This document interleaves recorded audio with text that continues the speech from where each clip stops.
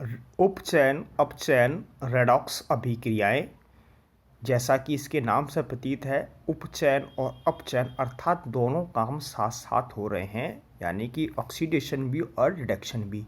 तो ये अभिक्रियाएं आपके रेडॉक्स अभिक्रिया या अपोपचय अभिक्रिया कहलाती हैं।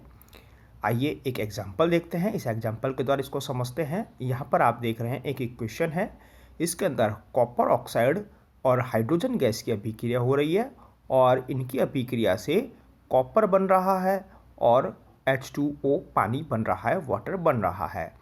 तो आप ऊपर देख रहे हैं जो H2 है, हाइड्रोजन है, वह H2O के अंदर कन्वर्ट हो रहा है, बदल रहा है, यानी कि हाइड्रोजन के अंदर ऑक्सीजन जुड़ रही है। और जब किसी पदार्थ में ऑक्सीजन जुड़ती है तो उपचयन होता है, अर्थात ऑक्सीकरण होता है। ये हम पहले ऑक्सीकरण की परिभाषा में देख चुके हैं। और नीचे आप देख रहे हैं जो कॉपर ऑक्साइड है, कॉपर ऑक्साइड में से ऑक्सीजन बाहर निकल रहा है और ये जो कॉपर ऑक्साइड में से ऑक्सीजन बाहर निकल रहा है तो इससे कॉपर बन रहा है, यानी कॉपर शेष रह रहा है। तो इसमें से कॉपर ऑक्साइड में से ऑक्सीजन बाहर निकल रही है और जब किसी पदार्थ में से ऑक्सीजन बाहर निकलती है तो अपचयन या रिडक्शन होता है। आइए अब देखते हैं कि यहाँ पर कौन कौन से काम हो रहे हैं। पहले परिभाषा से पहले इस अभिक्रिया के अंदर हाइड्रोजन का H2O में उपचयन यानी कि ऑक्सीकरण हो रहा है, जो हम देख चुके हैं। कॉपर ऑक्साइड का Cu में अपचयन यानी कि रिडक्शन हो रहा है। दो काम हुए, दोनों हमने लिख दिए यहाँ पर।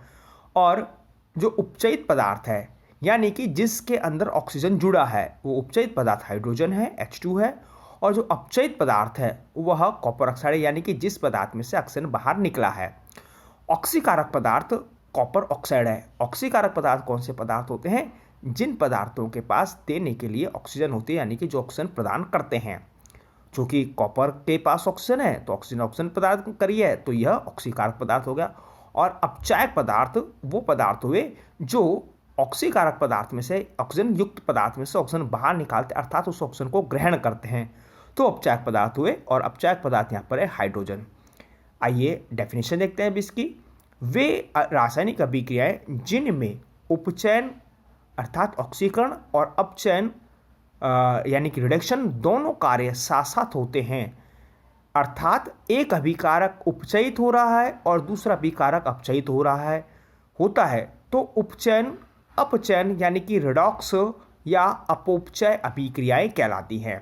जैसा कि अपन ने इस स्टार्टिंग के अंदर देखा था, एक पदार्थ उपचयित हुआ, दूसरा पदार्थ अपचयित हुआ, तो दोनों काम एक साथ हुए, क्योंकि जब कभी भी उपचयन होता है तो अपचयन अवश्य होता है और जब किसी पदार्थ का अपचयन होता है तो उपचयन अवश्य होता है। दोनों अभिक्रियाएं साथ साथ चलती हैं, तो इसलिए इन अभिक्रियाओं को अपोपचय अभिक्रिया, रेडॉक्स अभिक्रिया या उपचयन अपचयन रासायनिक अभिक्रियाएं कहते हैं। एक और एग्जाम्पल से हम समझते हैं। यहाँ पर आप देख रहे हैं जिंक ऑक्साइड और कार्बन की अभिक्रिया हो रही है और जिंक ऑक्साइड कार्बन की अभिक्रिया से जिंक और कार्बन मोनोऑक्साइड CO बन रहे हैं। तो यहाँ पर आप देख रहे हैं कि जो कार्बन है, कार्बन के अंदर ऑक्सीजन जुड़ी है और CO बन रहा है, अर्थात ऑक्सीजन जुड़ी है, अर्थात उपचयन हुआ है।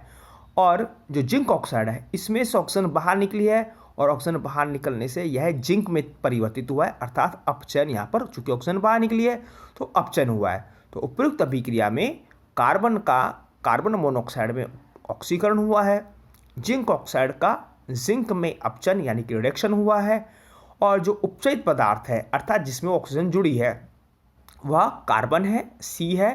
अपचयित पदार्थ यानी कि जिसमें से ऑक्सीजन बाहर निकली है वह पदार्थ जिंक ऑक्साइड ZNO है। और ऑक्सीकारक पदार्थ यानी जिसने ऑक्सीजन को प्रदान किया, जिसकी ऑक्सीजन को कार्बन ने ग्रहण किया है, वो पदार्थ है जिंक ऑक्साइड। और अपचायक पदार्थ कार्बन है। यहाँ पर मैंने ये आपको कौन सा पदार्थ उपचयन हुआ है, किस पदार्थ का अपचयन हुआ है, कौन सा ऑक्सीकारक है, कौन सा पदार्थ अपचायक पदार्थ है, आपको इसलिए पता है क्योंकि एग्जाम के अंदर प्रश्न पूछा जाता है इक्वेशन देकर कि इस अभिक्रिया के अंदर ऑक्सीकारक पदार्थ को पहचानिए, अपचायक पदार्थ को पहचानिए, कौन सा पदार्थ उपचयित हुआ है, किसका अपचयन हुआ है।